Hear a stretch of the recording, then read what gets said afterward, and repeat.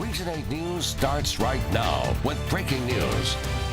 And that breaking news tonight, the Rickert County Quorum Court voted against a measure to criticize tax collector Marcia Phillips. The court said they had issues with Phillips' personal ethics and proposed the no confidence measure last week, but have now voted against that measure.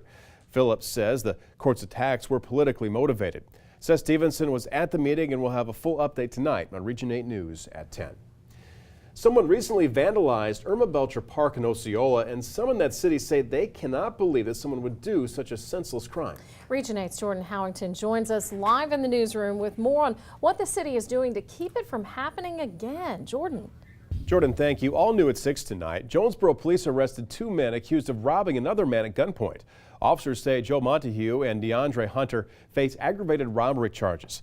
The victim told police that 6 men demanded money from him while he was walking near the Cedar Heights apartments. One of them hit him with brass knuckles. Another held a gun to his head and threatened to blow his head off. Montague and Hunter were arrested and taken to the county jail. No word on the other 4 suspects. Also new at 6 tonight, Jonesboro police investigate after a handgun was found broken alongside a road. Police say they went to the intersection of Stadium and Rook, where they found a woman who said she was jogging and found the broken gun. Officers also found some ammo and a Cache Police Department badge and badge holder. Police ran the serial number on the gun and it turned up no record. And we continue to track breaking news out of Memphis, where a 4-year-old abducted out of Florida was found safe this afternoon. The Tennessee Bureau of Investigation and the FBI have taken over. Allison Munn is live now in our alert center. Allison, what's the latest on this case? Arkansas News Now. Police in Springdale have identified the victim from a shooting at Walmart last night. Police say Daniel Luna of Springdale was shot inside that Walmart supercenter. He was taken to a local hospital. The suspect and Luna reportedly argued before the shooting. That shooting is still under investigation. A U.S. Supreme Court justice denied a request for more time for 9 death row inmates who challenged the court's ruling on Arkansas's execution drugs. The judge denied the request to file their petition that is due on October 19th. Lawyers for the inmates asked for the extension to challenge the state's execution law and 3-drug protocol. The Attorney General's office says the extension was just a way to delay the executions until the state's lethal drugs expire in January. Now, I'm not one to complain because today, it's just a little cloudy. The weekend, gorgeous. Coming off a great weekend today. A little cloudy, but setting up for a nice sunset. Yeah, it is. It is going to be a nice sunset. In Health Watch tonight, if you are wanting a free checkup, just head to Walmart this weekend for Wellness Day. It will be Saturday at your local Walmart from noon until 4. You can get blood pressure screenings, glucose screenings, and vision screenings with information on different health insurance options. Plus, you can also get a flu shot. In Consumer Watch tonight, moms and dads, listen up. Some Lunchables have been recalled. The Kraft Heinz company says the USDA recalled the products because they contain wheat and soy, but it's not on the label. The recall affects the Ham and American Cracker Stackers with a use-by date of December 25th. If you have these, just throw it away or return it. And for more information on the recall, just head to our website at KIT8.com. Very latest from the scene.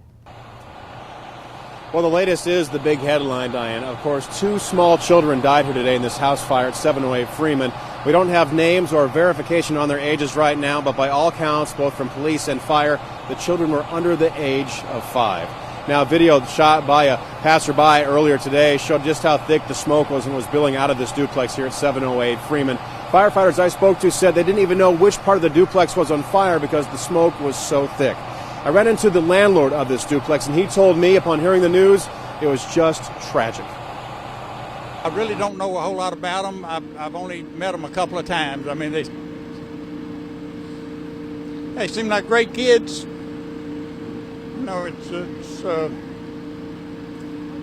a bad day. It's a bad day. A bad day, to say the very least. This is the first fatal fire in Jonesboro in 5 years. The last time it was 4 children. That it was in 2010 over on Central Street near Nettleton, the Nettleton High School area. Now, as we said, this was a duplex. People did live on the other side.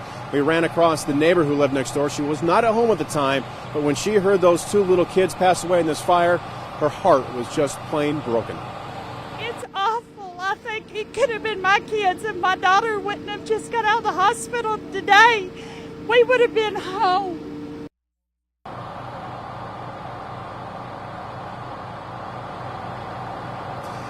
It is tragic. 2 small children dead here at 708 Freeman. And When you roll up on a fire scene like this, instantly you know something incredibly tragic has happened besides just the damage to someone's home. You see a certain posture in the firefighters and the police that are here doing support, and you know that something horrible has happened. And as we come to find out, just a few minutes after we got here, once again, 2 children, both under the age of 5, passed away in this fire today. We'll have much more on KAIT8.com, all our mobile apps, and on KAIT Region 8 News. And Craig Rickert is in Bay getting that duty. Hi, Craig. How about this, Diana? No Ryan Vaughn. Craig gets to do the backyard barbecue this week. Your turn should be coming up. I'm trying to work it that you can come and meet all these great folks and have some fun and have some good barbecue as well. Well, here we are. We're in Bay tonight at Larry and Sue Southard's house. There's Larry. There's Sue. Got all the friends and neighbors and family here as well. We're going to have a big time. We got the Jonesboro Radio Group cooking up some Petit Jean meats on the BFG for us. And I tell you what, I understand why Ryan Vaughn is always in such a good mood on Tuesdays, because if you're calling this work, sign me up. We are at the Backyard Barbecue in Bay. I don't have a sweet tea yet, but I'm gonna. Craig Rickert, Region 8 News. Back to you, Dana. Working so hard. Well, the first big debate. All units, we have shots fired. Sheriff's Office, show your hands! Central High School, 3527 East Main. Where did they go? How many of them are there? Where did they go? They went to the library, police! Give it back! Where did they go? Where are they? What do they look like? I got it. And just like that, a massacre at a high school is over. All a very high-tech simulation. To your left, to your left, to your left! It looks and sounds very real, and that's the point. It is about as close as we can get to the real thing without it being the real thing. Drop the gun! Welcome to the Virtua system at the Law Enforcement Training Academy on the campus of the Black River Technical College in Pocahontas.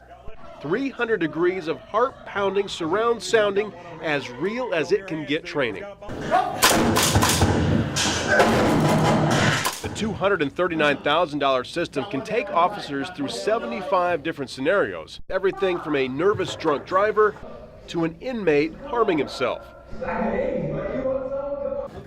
to the nightmare scenario of a shooting at a school or movie theater. Drop the gun! Drop the gun! Drop the gun!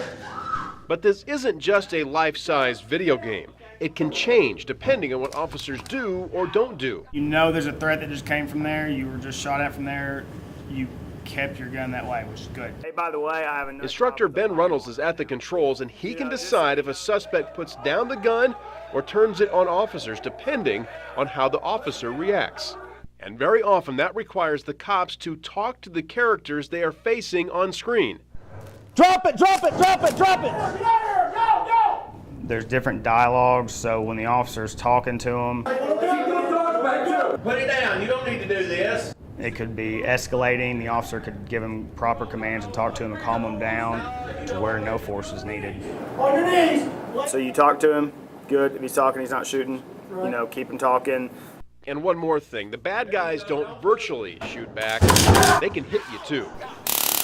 Officers wear mini tasers while in the simulation. If they mess up, they get zapped. If someone does come up and outflank them or shoot them, then they actually get that small pain response, and that definitely gets their blood going, their heart pumping, and makes it turns very real very quickly at that point. Is there a maximum times you can get zapped?